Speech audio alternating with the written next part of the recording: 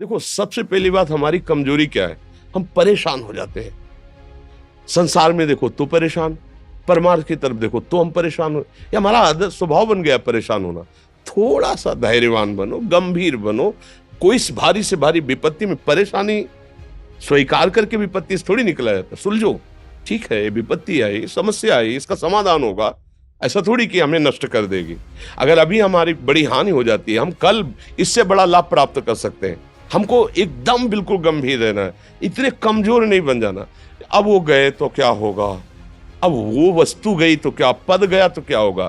प्रयास किया था, ये पद मिला था, इससे बड़ा पद प्राप्त करूंगा, मैं इससे बड़ा महान बनूंगा। ठीक है, एक बार गिर गया, गलती हो गई, दंड भोगूंगा, फिर इससे ज्यादा संयम में रहूंगा। बिल्कुल मतलब एकदम फ्रेश दिमाग रखना चाहिए।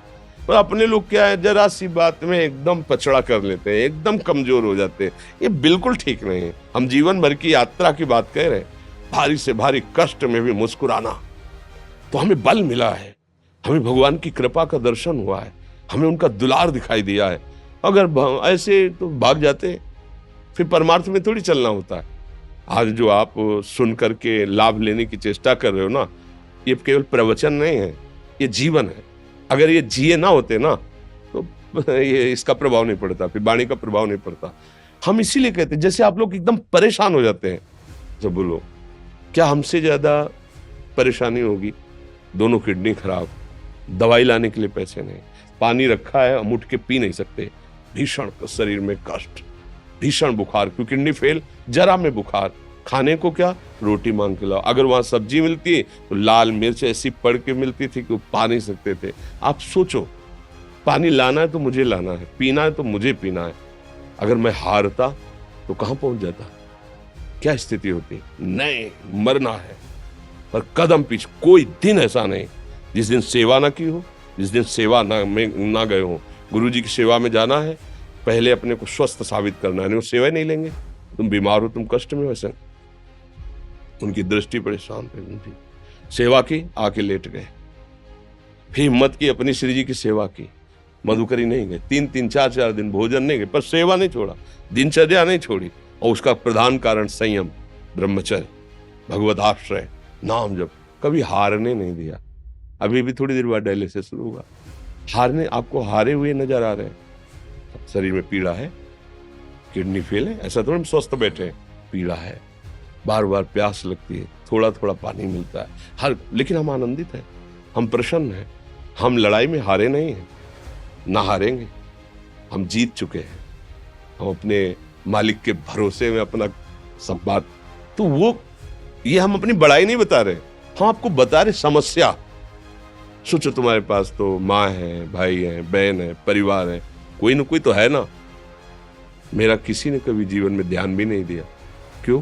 बचपन से बाबा जी बन गए, किसी से प्यार नहीं, किसी से संबंध नहीं, कोई जानकारी नहीं, हम कहाँ हैं, वो कहाँ है, किसी से कोई मतलब नहीं। अच्छा, जवान साधु कौन श्रद्धा करे?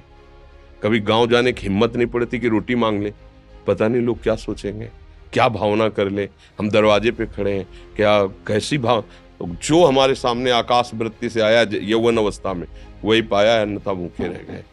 जब हम हर समय अपने को विवेक के द्वारा सावधान रखे, तो हम कभी निराश नहीं हुए, कभी उदास नहीं हुए, कभी ऐसा नहीं लगा कि यार हम दुखी, कभी नहीं लगा। उसी का फल है कि उस सुख का संकेत मिल गया जहां दुख की निशानी भी नहीं है। वही उसी के बच्चे हो, हम सब उसी धातु से बने हुए हैं।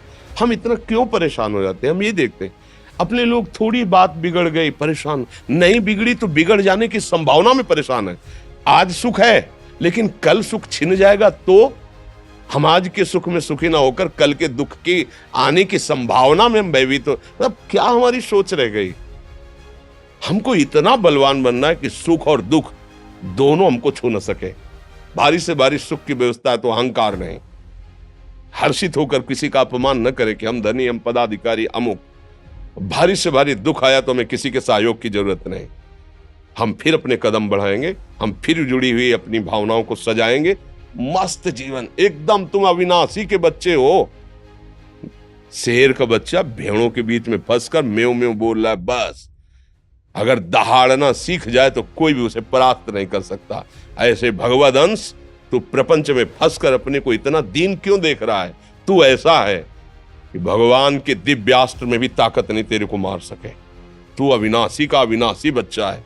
विनाशी भोगों को, विनाशी शरीर को मैं मान के इतना भयभीत, इतना दुख ठीक नहीं।